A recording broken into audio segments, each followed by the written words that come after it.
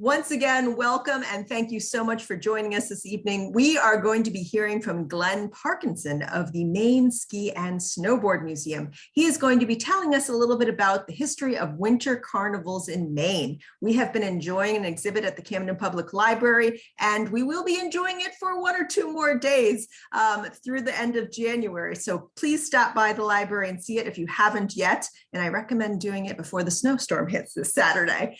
Okay, so let me tell you a little bit about our speaker tonight. So Glenn Parkinson is the president and the historian of the Maine Ski and Snowboard Museum. And because we're a library, I thought that I would also mention that he is the author of the award-winning book, First Tracks: Stories from Maine's Skiing Heritage. So without further ado, I would love to turn the program over to Glenn. Please take it away, Glenn. Thank you, Julia. I really appreciate the opportunity to be here tonight and to share a few stories with everybody. This is the third of a 5 series of presentations that we're doing titled Cocoa Chronicles.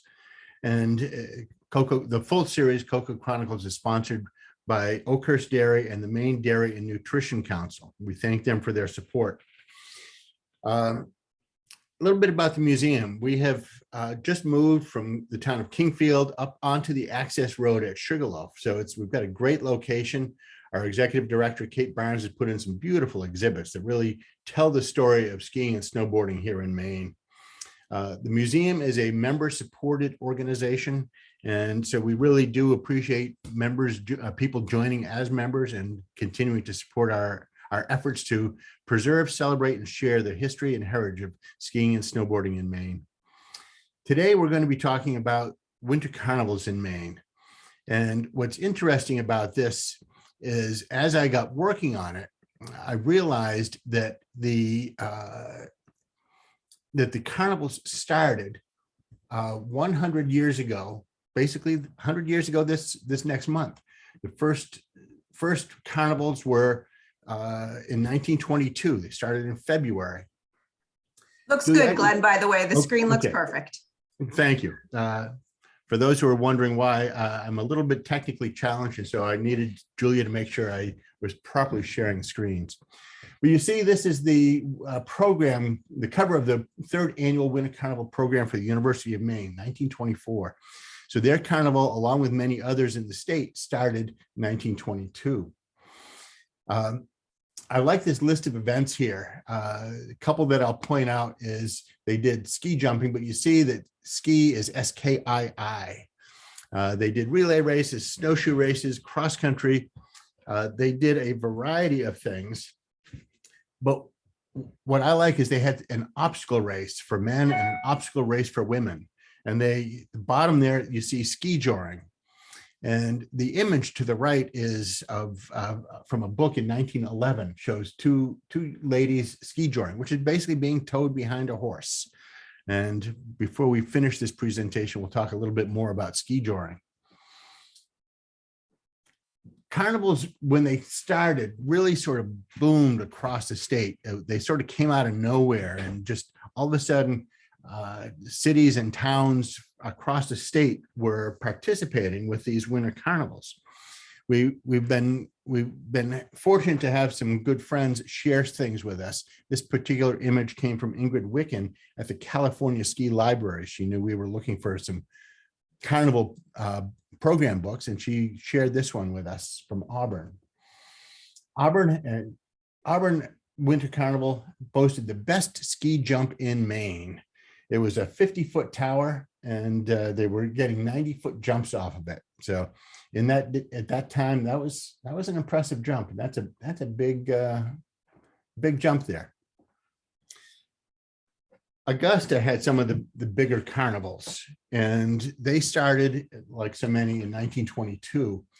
Their 2nd annual State of Maine Winter Carnival was one of the biggest ones that they had. It was hosted by William Gannett, who was a businessman and newspaper publisher.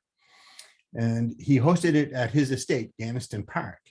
And the year before, 1922, Mr. Gannett had traveled to St. Moritz to see how they did winter carnivals. And so he learned a lot about how they did winter carnivals in Switzerland. He published this. This was a full-page newspaper ad proclaiming the opening of the Winter Carnival. And I love the way he writes this. I, William, the conqueror of ice and snow, the king of the Augusta Winter Carnival for 1923, defender of all winter sports, do proclaim that the keeper of the snows and the winds grant my subjects clement weather and fair skies for their holidays. And with those words, he announced the opening of the Winter Carnival. While he was in St. Moritz the year before, Mr. Gannett had found himself a king's outfit, and he actually won an award in Switzerland in 22 for this award. So he proudly brought it home to Augusta, and he was the king of the carnival. And he in the program book, it said, included in the parade are the king and queen of the carnival in elaborate robes, accompanied by the retinue of lords and ladies. And we're going to see more of the lords and ladies. The Camden Winter Carnival, which we'll get to, had quite extensive retinue of lords and ladies. This was a social event. These winter carnivals were a social event as much as they were anything else. And the program book says the annual Carnival Ball is without question the greatest event of its kind in Augusta's social life. They took the ball seriously. The king and queen reigned over it, and music and dancing, and it was a big deal in all these winter carnivals. William Gannett had used his estate, Gannett Park, as the location for the Winter Carnival. He built a number of things. He built skating rinks and jumps, but what he really wanted was sounds a little odd, but the carnival gave him the opportunity to build a windmill combined with a ski jump, which is what you see there. The Portland Press Herald wrote, the two projects combined produced a building of a most novel design and architecture. Thousands from all over the state have journeyed to see this famous ski jump windmill. Here you get another look at the ski jump. And again, the newspaper wrote, the king and queen will ride through the royal estate in a chariot 3 centuries old and will circle through the air in the ski jump carnival electrically propelled windmill wheel. Now you see the 3-century-old sleigh right there that they were going to ride in. But that line, I had read that line for years. They will circle through the air in the ski jump carnival electrically propelled windmill wheel. I couldn't figure out what that meant.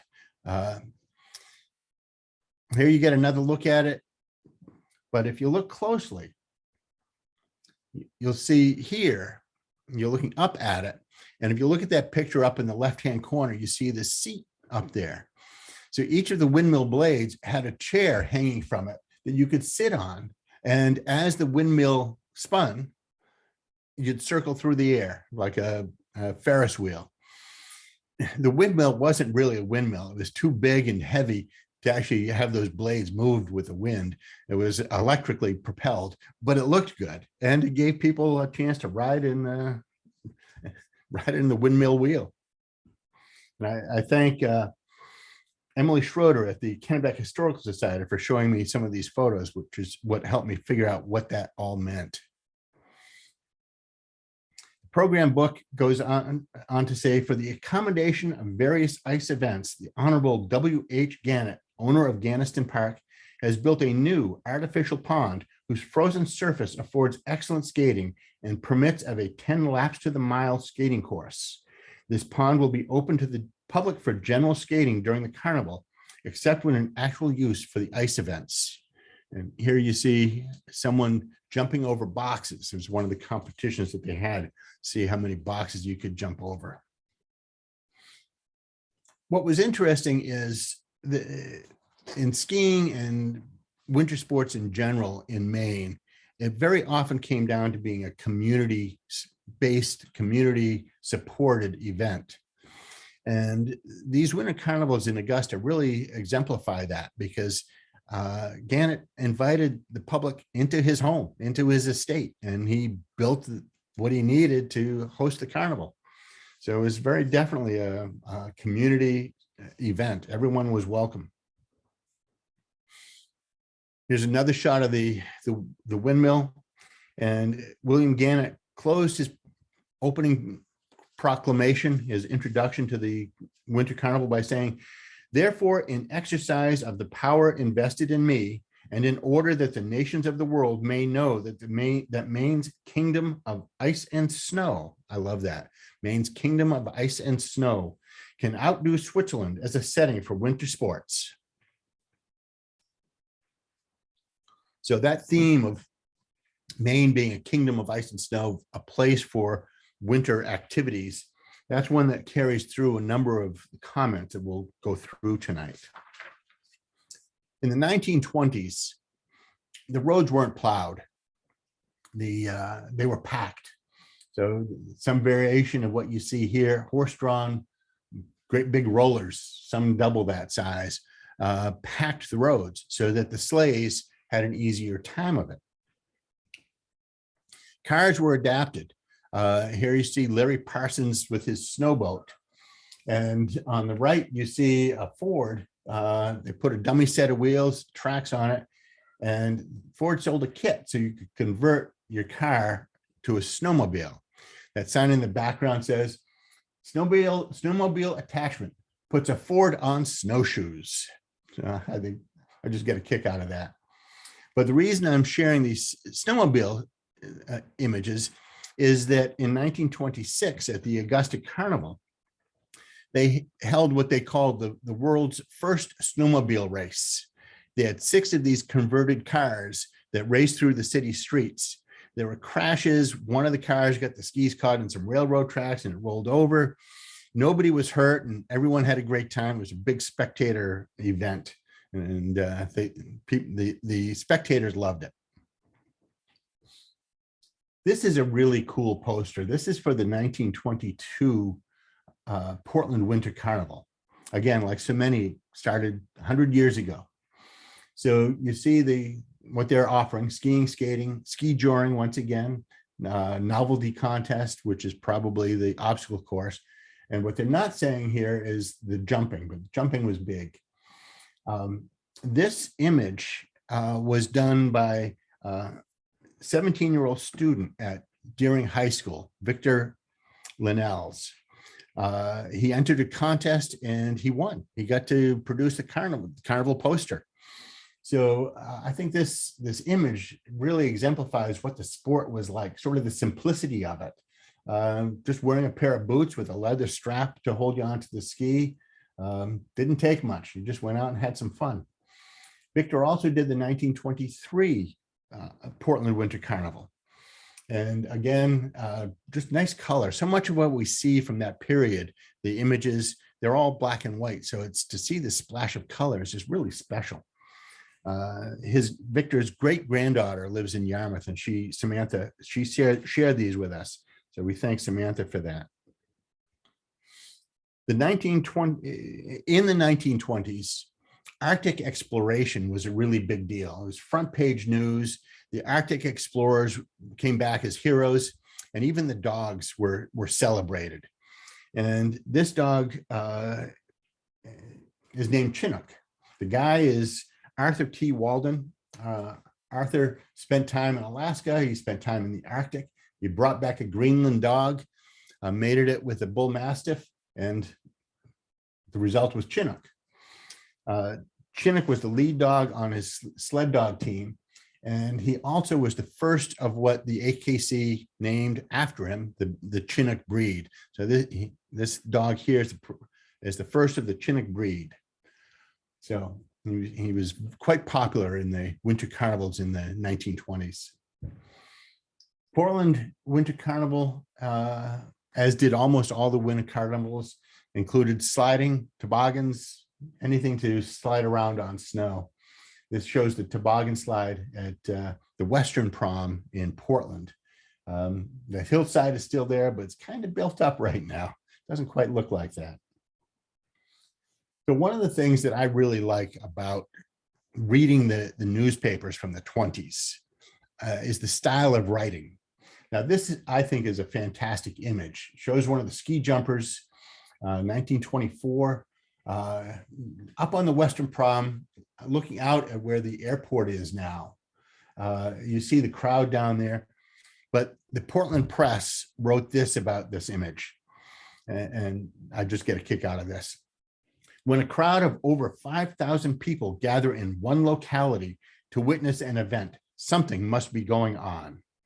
That's how it was at the Western Promenade when ski jumpers of international fame, and here comes the great part, lifted howling masses of humans into the heights of ecstasy and excitement.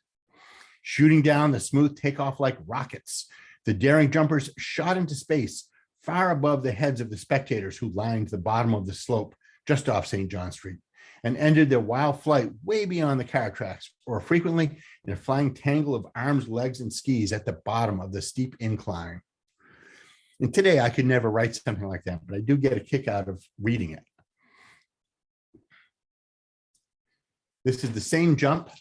And again, the Portland Press wrote, Miss Margaret Town, a winsome lass of 15, clad in an all-white woolen sport suit, electrified the crowd thrice with excellent jumps off the high runway.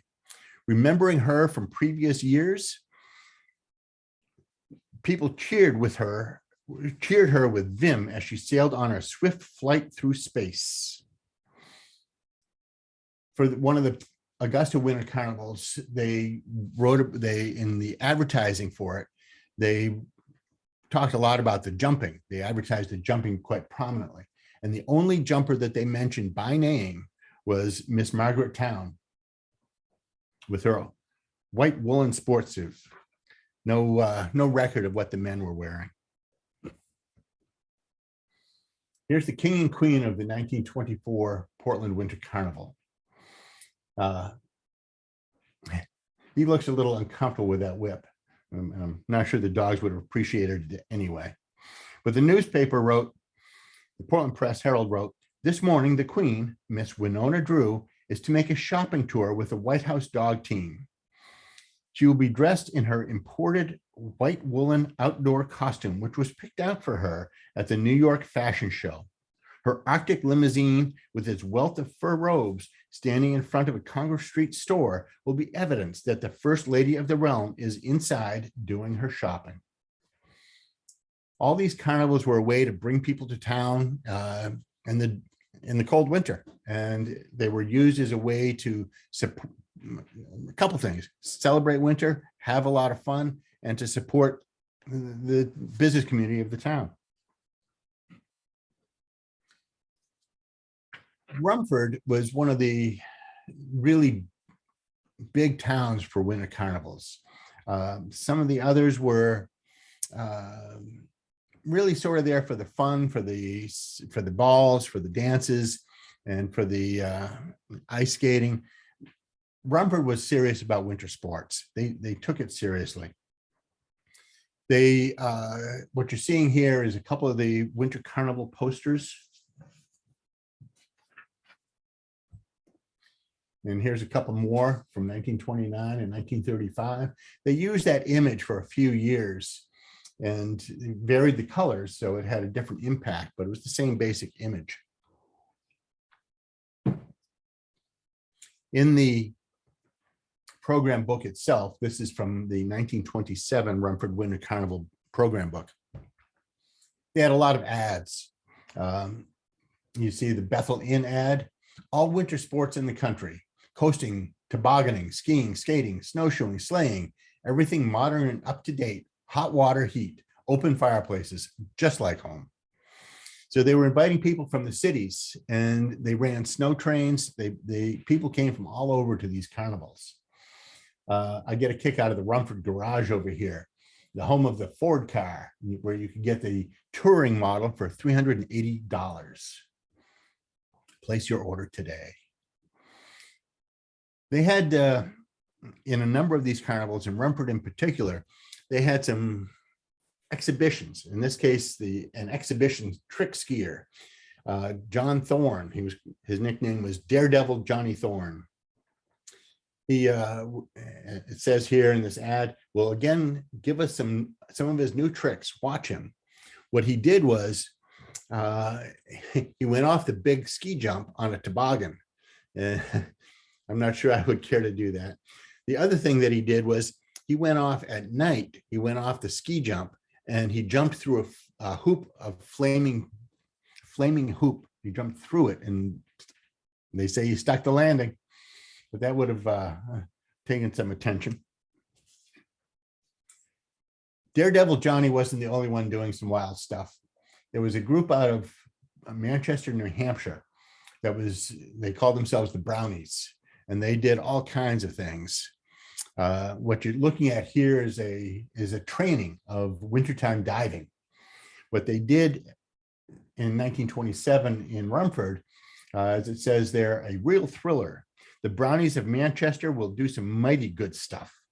The Rumford Ice Company will cut a 12-foot hole square in the ice back of Morse's Mill near the old skating rink.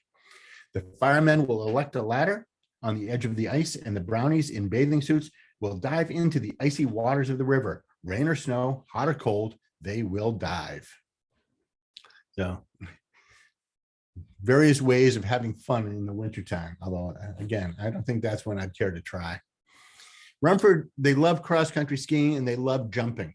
Right through the years, they've hosted world-class events, both in cross-country and in jumping. I talked with Aurel Legier one time, one of the big jumpers, and I asked him, where was the jump? And he listed about 6 different jumps around town. And he ended up saying, yeah, we like jumping. There were a lot of jumps. This is the big one that they used in the winter carnivals in the 20s. And the caption says, Rumford Ski Jump is an exceptionally fine one. So this is looking up. And then here you are looking down. You're 200 feet above the spectators who would have been lined up down below. So this gives you a shot looking across at Rumford itself. And this guy's up in the air. Skiers today don't get very far off the snow. The hill is contoured to keep them in fairly close contact with the snow. They go a long distance, but not very high. The older jumps like this, they get a little higher in the air.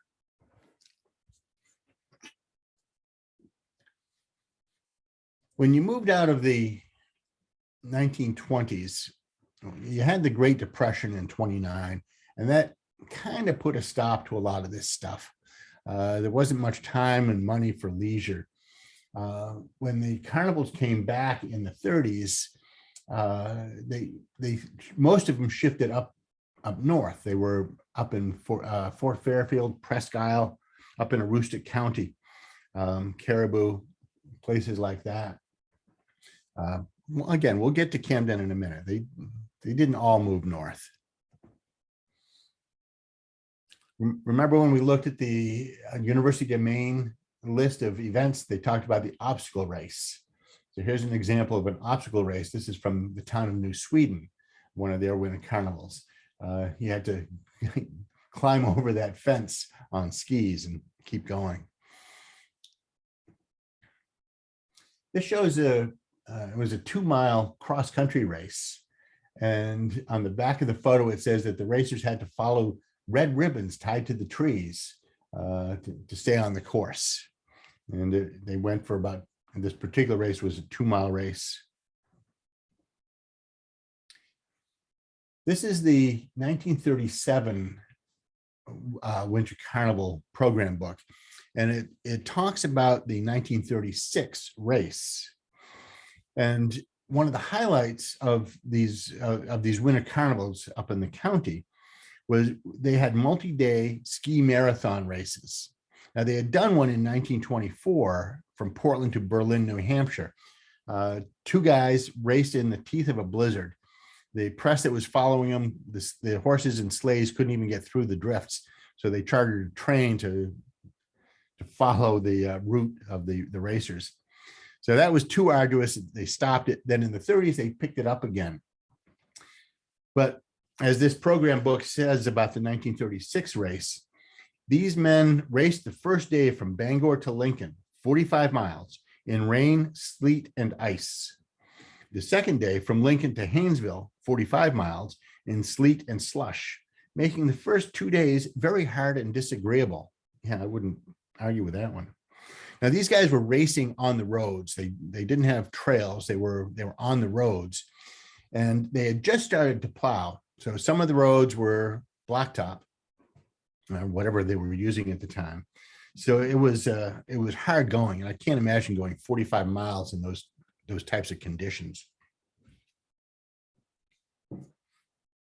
But they had the state police provided an escort. And after the first 2 days, the weather did improve and they had good racing conditions. And a lot of these carnivals were to attract attention to the area wherever they were.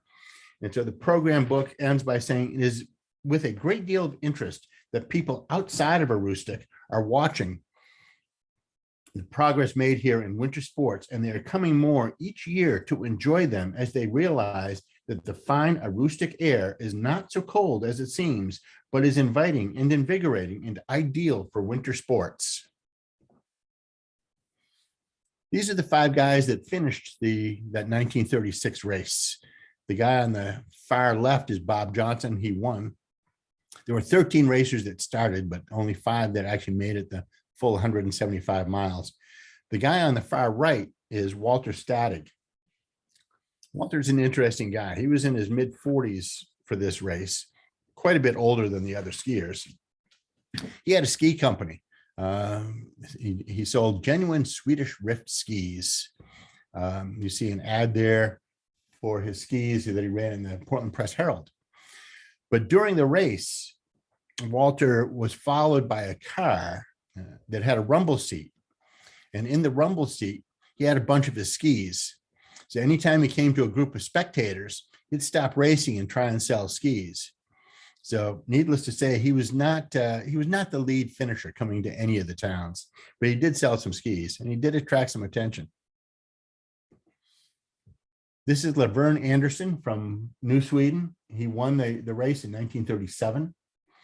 After that 37 race, they did a 3-day loop. They stopped racing out of Bangor. They just did it all up in the county. One of the interesting things about this 37 race was that it was done, each of the racers carried US mail. So you could, in this case, someone sent a letter to Sister Marcella in Oklahoma. So Sister Marcella got a letter with a postmark from Bangor with this caption on it that you see there. Carried by the contestants, this is what that post says on the left there. Ski mail carried by the contestants in the Bangor to Caribou Ski Marathon, 176 miles. Leave Bangor 8 a.m. February 15th. Arrive Caribou afternoon of February 18th. One of the features of the Caribou Winter Carnival and Aroostook Sportsman's Show. So here's another one of the letters. This was addressed to Donald Weston, and Don's son, Pete, has been a longtime supporter and board member of the Maine Ski and Snowboard Museum. So his dad got this letter. So when Pete sent it to us, he said, unfortunately, there was no letter in the envelope. Well, the reality is that very few of the envelopes actually had letters. They didn't want the racers to have to carry too much weight. So they were just empty envelopes. So when Sister Marcella in Oklahoma got her letter, it was just a reminder of what was going on back home. There was no letter in there, no actual news in there for her, but you got the reminder, and that was the point. That's what everyone wanted. This is Sylvia Russell. So, and she was the Carnival Queen in Fort Fairfield in 1937. And Sylvia, the article on the right there, talks about how there were 7 pretty girls staging a real battle for the right to wear the regal robes of Fort Fairfield's 1937 Snow Queen. So I was up there at the Fort Fairfield Library in 1994 researching winter carnivals for my book. When I explained to the librarian what I was doing and what I was looking for, she pointed across the room and said, that is Sylvia Russell. She was the Winter Carnival Queen in 1937. Hey, I get to meet the Queen. And I did get a kick out of it. She was a sweet lady. And Sylvia told me a fascinating story about that winter carnival. She says that they had bands, they had music and dances both Friday night and Saturday night. And they had a band that came up from Boston to play for them. The band was quite surprised on Friday night by how well the townspeople at the dance were dressed. They were also embarrassed because of how poorly they were dressed. They thought they were going up to the sticks. They didn't understand that the people up here in Maine took fashion seriously. So Saturday, the whole band went out in town and they went shopping. And on Saturday night, the Boston band was dressed up to the sartorial standards set by the townspeople of Fort Fairfield. And apparently both the band and the townspeople got a kick out of the way that all happened. They respected the band for owning up to their misjudgment, and both dances were a big success.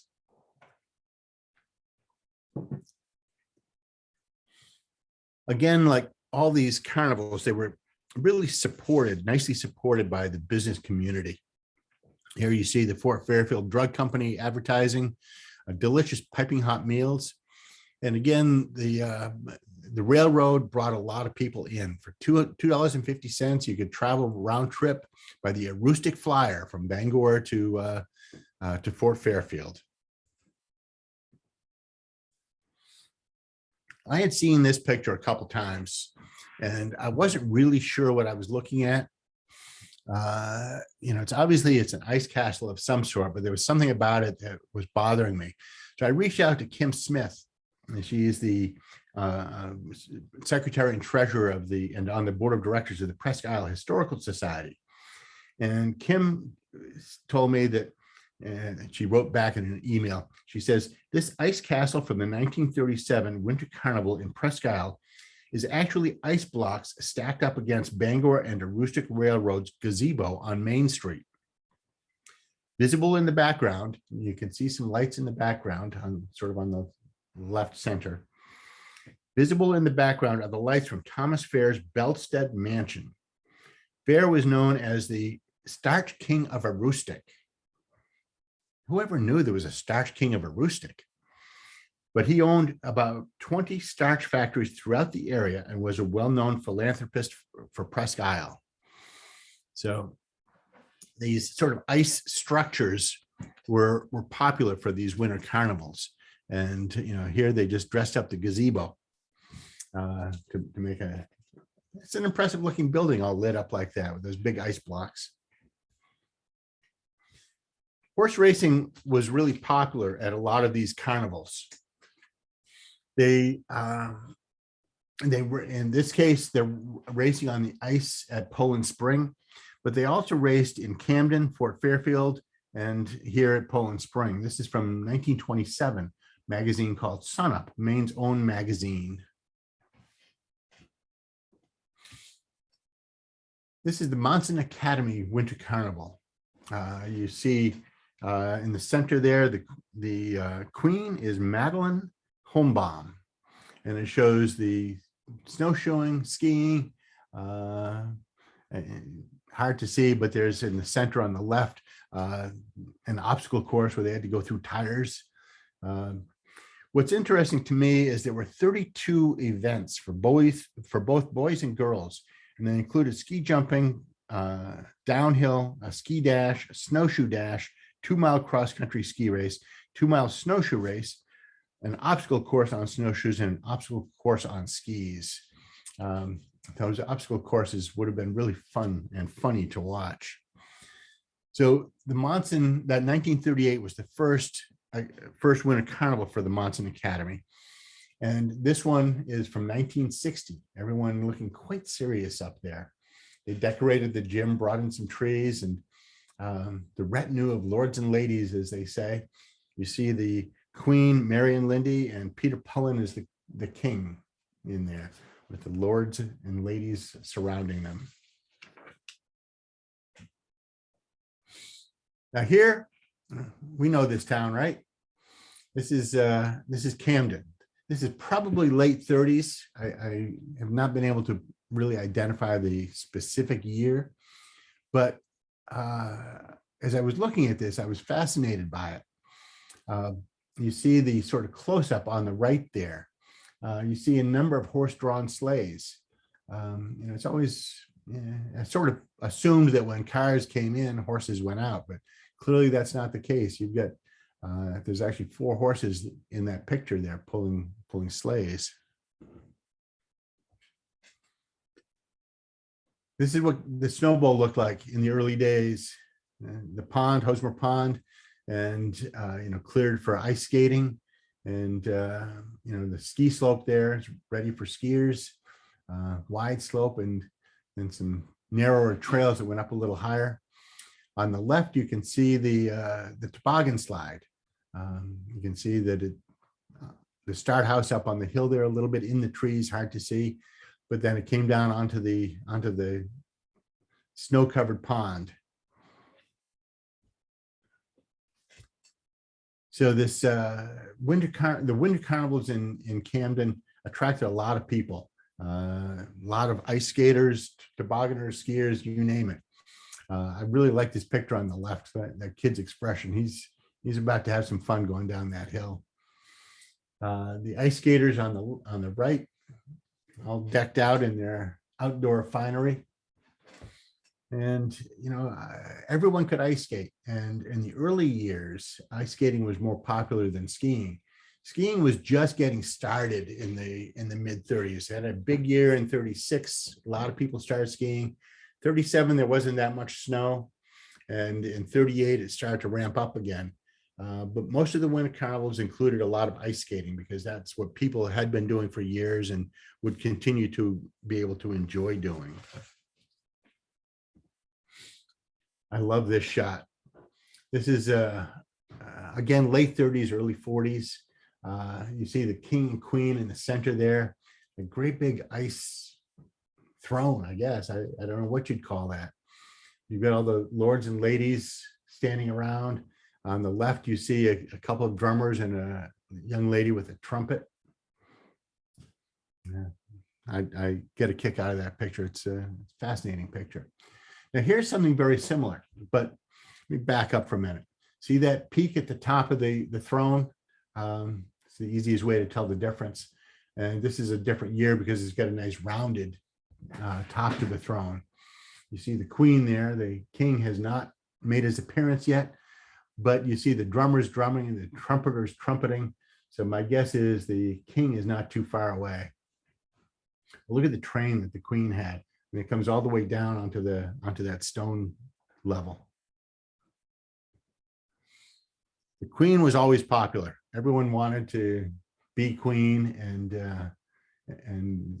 everyone wanted to be with the queen. This was, I just love this shot. All the kids there, queen, everyone's having fun. Skiers on the left there. Now we've been talking about the past, 100 years ago. It's where most of these things started. And ski joring has been a part of a lot of those early winter carnivals, from the very first ones. And what we're seeing today is a resurgence in interest in skiing, in ski joring, and a renewed interest in the winter carnivals. I think this is the third, maybe fourth year that Skowhegan has hosted Ski Jor Skowhegan. They have a ski joring competition. It's timed. They got various levels. One person on a horse pulls another person on skis or snowboard. And the person on skis has to go through kind of through a slalom course. They go side to side, have to go around gates, and they go off jumps, which is what you're seeing here. And the whole thing is timed. They'll be having this year's competition February 26th, at the Skowhegan State Fairgrounds. Topsom Fairgrounds will host their first ski joring competition on February 12th. And 100 years ago to the month, Carnival, Maine is coming back. And this will actually be the second Carnival, Maine, second annual in Portland. They are hosting a number of days. I think it's a week-long event. Music. Scotty McCreery is going to be there, and all sorts of music and competitions and fun times. So the theme of the Winter Carnivals has always been to enjoy the outdoors, to celebrate the outdoors, to celebrate Maine's kingdom of ice and snow.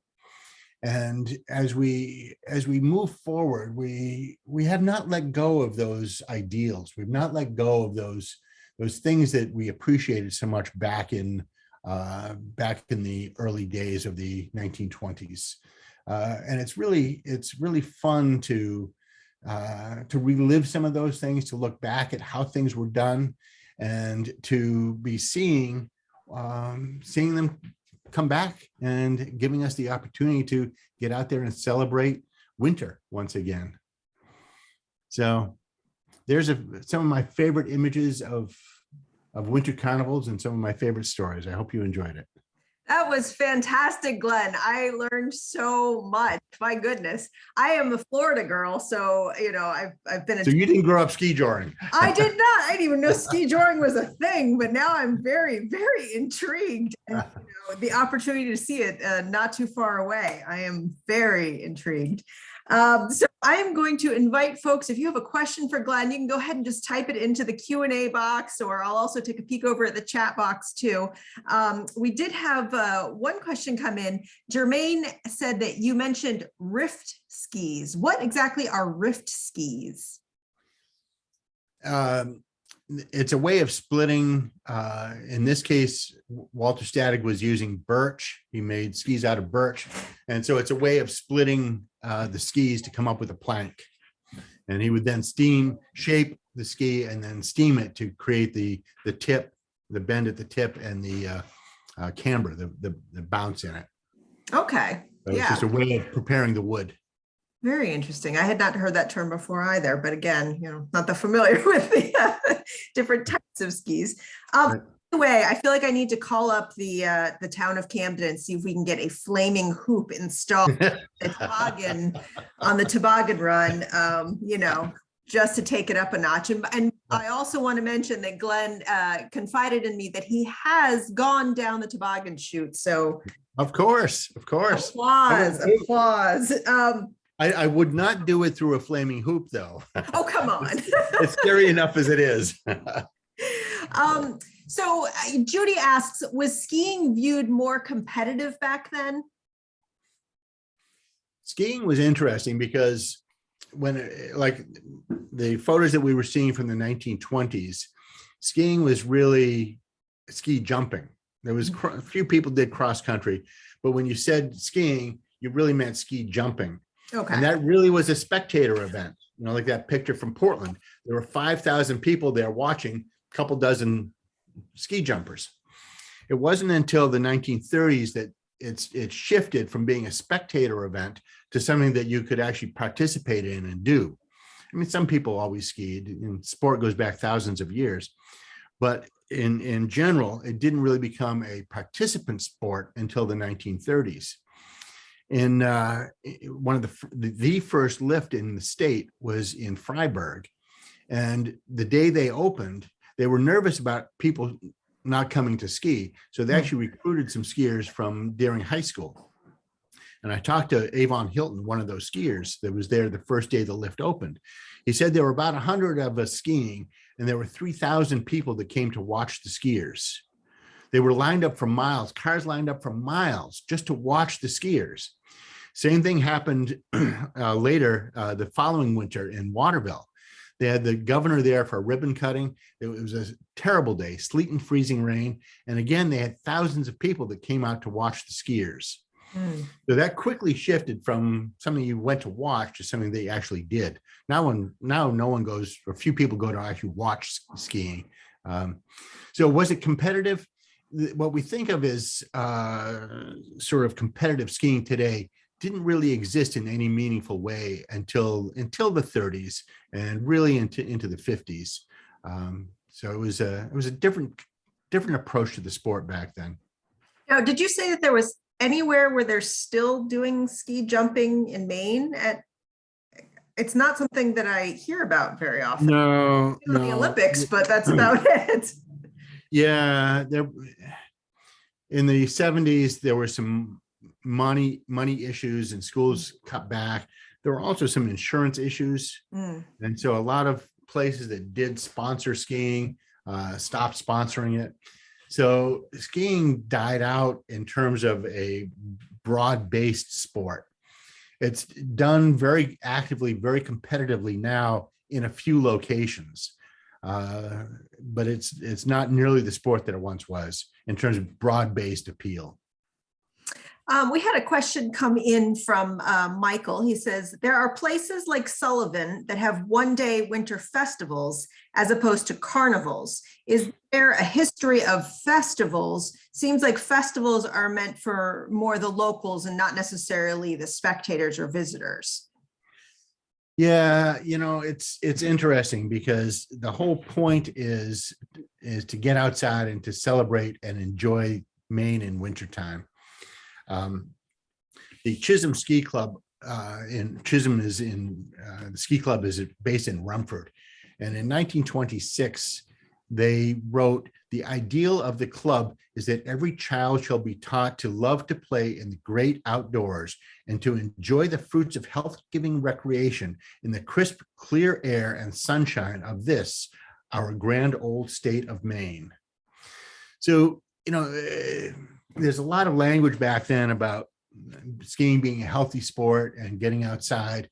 And a lot of the one-day festivals, they wouldn't have attracted the great crowds. So they were not as business driven as like the Portland Carnival or the Augusta Carnival that were designed to promote business to some degree.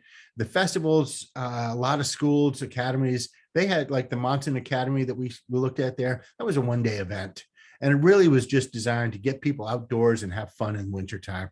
And to me, that's as important as anything. So what was happening at some of these events if there was no snow? And this just might be, my experience here in Maine. It's not that consistent, at least on the coast. What would they do in those circumstances? Did they have snowmaking machines back then? No. It did create some problems. 1936 was a big snow year, and a lot of people took up the sport.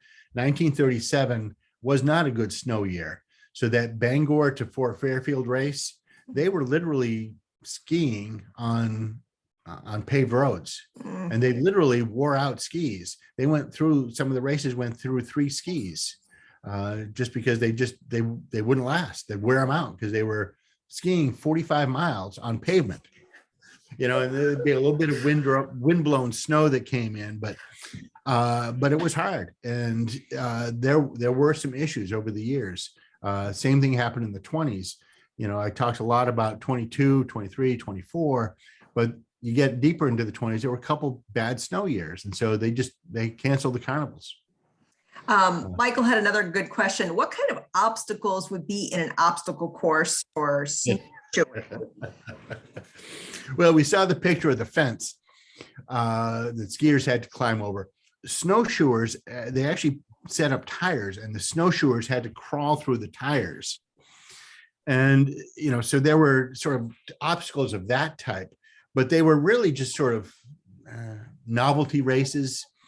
There was a race in Fort Fairfield that it was on the city streets, and it was about 100 feet long.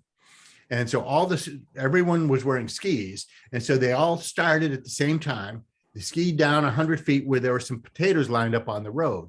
They had to pick up a potato, turn around and go back. And then repeat this like 4 or 5 times. So you can imagine, 8 people showing up at the same line at the same time on skis and trying to turn around. People are stepping on each other's skis, and it was a little bit short of a demolition derby. I'm on the Winterfest planning committee. I think we may have to steal this idea. Potato race in the flaming hoop. Some sort of bizarre potato pickup. Yeah. Oh, goodness gracious. No, well, just, mentioning our upcoming Winterfest in Camden real quick. And I'll show a couple slides in a minute, but we've gotten a little creative because of the lack of snow that we've had in the past. So we do have the ice carving, but we added a polar plunge. So if there's no snow, that water is still cold. And that's always fun to watch everyone run into the water. And we also introduced a doggy winter wear fashion show, which you don't have to actually be in winter wear. You can put your dog in anything. And that drew a really good crowd during the first year. And we're hoping that folks will come out with their dogs dressed up and parade them down the catwalk once again. The catwalk? Yes, the catwalk. Glenn, you showed us some really beautiful vintage images earlier in the slideshow. I loved that one that young man in Portland designed. Yes. I wanted to know, I have a question, and then I'm going to jump over to Jan's question, which is related. Does this Ski and Snowboard Museum produce any of these as prints that can be purchased in these beautiful vintage images? Some of these catalog covers are spectacular artwork. I didn't comment on it, but there was one from Fort Fairfield, but there's a ski jumper going to this bright orange sun, just a spectacular image. And we have not yet produced any, but that is in the plans for next year. We've got a very low-key retail operation this year, but next year we plan on expanding it. And that's one of the things that we want to do is bring in some of these images, because the artwork is gorgeous. special. Yeah. It really is. I think they'll be in demand for sure. Yeah, thank you. So Jan has a related question. She says, Glenn, could you please describe what is in the poster on the wall behind your left shoulder? So I'm not your left, but can you tell us about the posters behind you? Yeah, that's a poster at Squaw Valley in California. And what the skis that you're looking at are a pair of head skis. And there was a gentleman by the name of Wolfgang Lurt who was riding up the chair with Howard Head. And I had the opportunity to ski with Wolfgang, and he told me the story. So Howard this was in the 50s. Howard's trying to figure out how to properly market his skis. And he had phenomenal skis. I mean, a lot of us grew up just really hoping to be good enough to get a pair of head skis.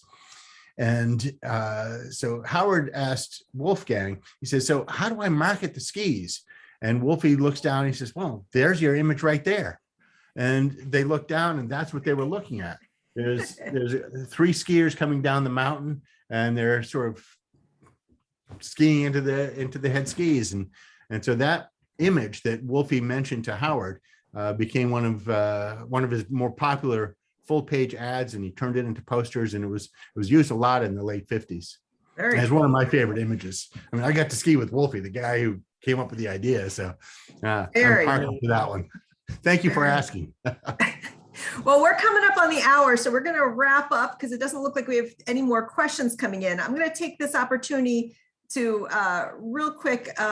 Oh, wait, what is this? Let's see. Roll like crazy, didn't get it all. Can you share the quote Glenn shared near the end about every child will learn to love being outdoors? Who said it? It was great.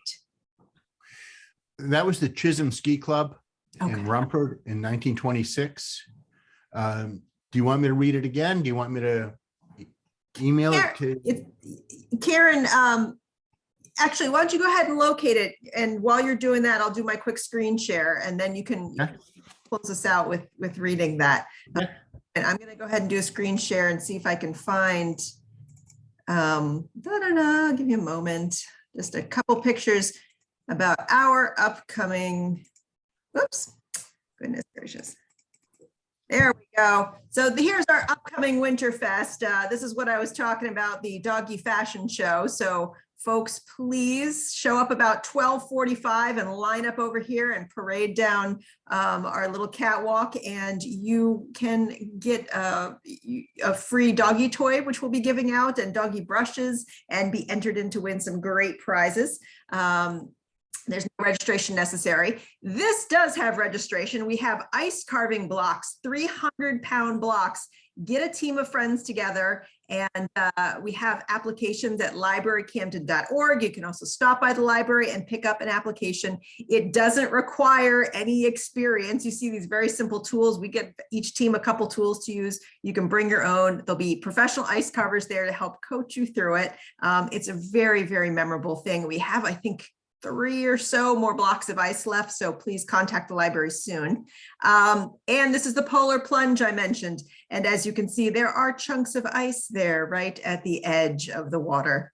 You can find this full outline, the whole schedule of events at librarycamden.org.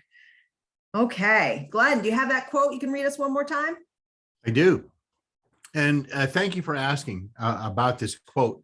One of the things that I really appreciate from reading stuff in the 20s and 30s is the focus on health and the commentary that Americans are sort of hothouse plant. They are radiator huggers, and go outside and learn to ski and get healthy. So that's a theme that runs through a lot of the early 1920s literature. But that quote from the Chisholm Ski Club, 1926.